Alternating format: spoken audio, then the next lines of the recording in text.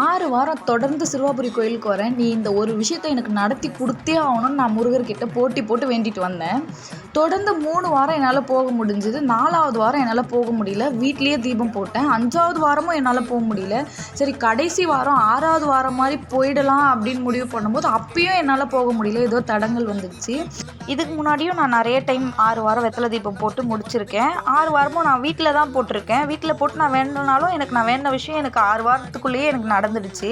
சிறுவாபுரிக்கு நெறைய டைம் போயிருக்கேன். ஆனா 6 வாரம் தொடர்ந்து வெத்தல தீபம் போடுறேன்னு இதான் ஃபர்ஸ்ட் டைம் வேண்டிக்கிட்டேன். தொடர்ந்து 3 வாரம் போக முடிஞ்சது. அதுக்கப்புறம் என்னால போக முடியல.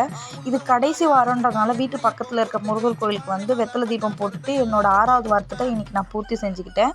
சூரிய ஒளி டைரக்ட்டா கோவில் உள்ள படுறத பார்க்கறதுக்கு ரொம்ப அழகா இருந்தது. சாமி கும்பிட்டு வெளில வந்தோனே பிரசாதம் குடுத்தாங்க. எல்லாரும் 1 தான் வாங்குனாங்க. நான் மட்டும் 2 வாங்கிக்கிட்டேன்.